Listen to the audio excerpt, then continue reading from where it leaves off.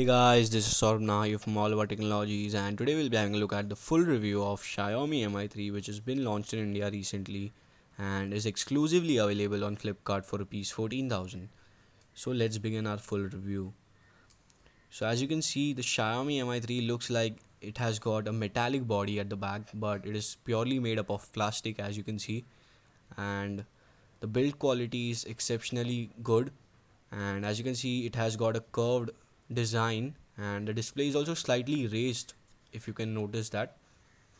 And also this device looks really premium when you hold it in your hand, and it is very good and comfortable to hold it in single hand, and you can type the messages easily.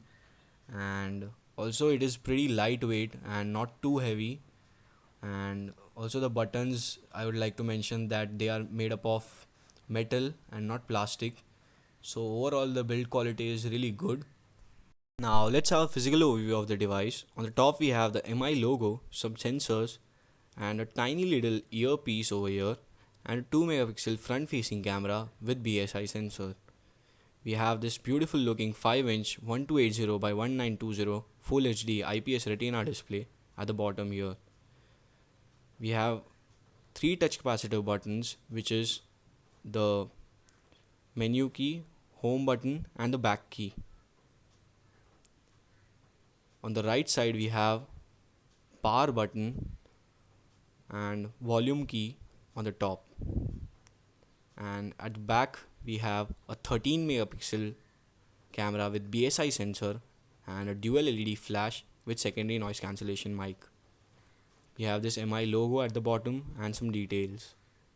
On the top we have a 3.5mm audio jack and a SIM tray where you can insert your normal SIM.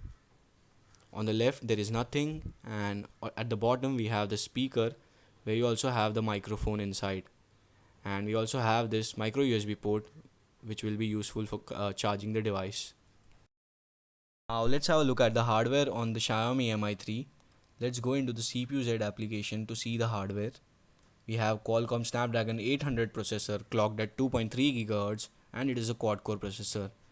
We have Adreno 330 MP GPU or GPU on this device.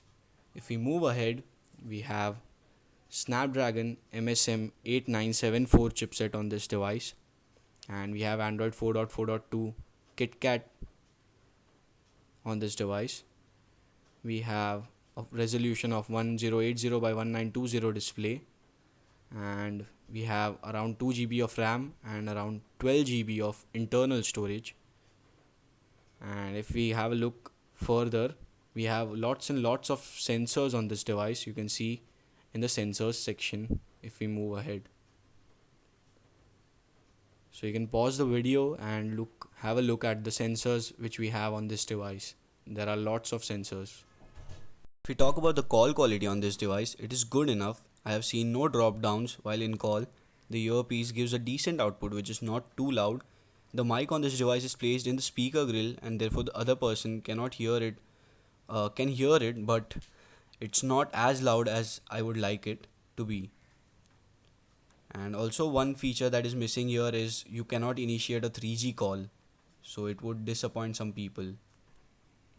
If we talk about messaging on this device, it is really nice to type a message on this device because the device is fairly comfortable to hold and your fingers can reach in each and every part of the keyboard, and it is fairly good to type on this keyboard because it gives a haptic feedback when you type anything. And also the keyboard is very nice. We also have an additional keyboard which is the Swift keyboard, which you can set it as your default keyboard in case if you want, or you can keep the Google keyboard as your default keyboard. So it is very good to type a message on this device, and you'll enjoy like messaging and texting on this device. If we talk about the speaker on this device, the speaker is placed over here at the bottom, and the output what you get from this speaker is really good. It is not too loud as many of you would like it to be, but it's really good to listen music on this device. And also it gets blocked when you play games, but that's okay. For a 14K device you have to compromise somewhere. And also the viewing angles on this device is really good, and out of many factors, one factor which I like the most, or one thing which I like the most on this device is the screen. It is stunning. Only one word I have. The UI of this device is really nice, and this is what makes the device stand out, I guess. And as you can see, you have all your applications or all your apps on the home screen, and you don't have a app drawer which we generally see on Android devices. And if we go into the quick toggles, you can see the color combination and the UI. Overall UI is really nice, and it is really appealing, and also it attracts a lot of people. Many of my friends were asking which device is this, and the UI is really nice. We also have many useful applications pre-installed. We have updater, we have torch, compass, and you can also report bug if you find any bug. So it's good move from the MIUI. Moving further, I have noticed one thing, that even if you play a lot of games and even if you open a lot of applications, the device never gets slow down, or it doesn't lag. Even if you open a lot of applications and applications are running at the background, it will still work very fine. And you can also close the applications from here like this. It is pretty simple. And if you think that the available RAM after, even after closing all the applications, is very low, you can do one trick which I'll show you now. You can first close all the applications running at the background, and then you can just reboot your device once. And after the you reboot your device, you will find that the available RAM will be much more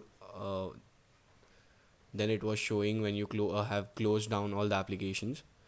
So you can do that. And as you can see now, we have around 1200 MB of RAM free, so you can do that. In the notifications, we have a lot of features which are hidden. We have NFC, we have tethering and portable hotspot also, which is over here, and also very many other features which are hidden. And when you use the device, you'll come across many such features. You can also manage your notifications, which is very simple, and you can do it yourself also. It is really easy to do that.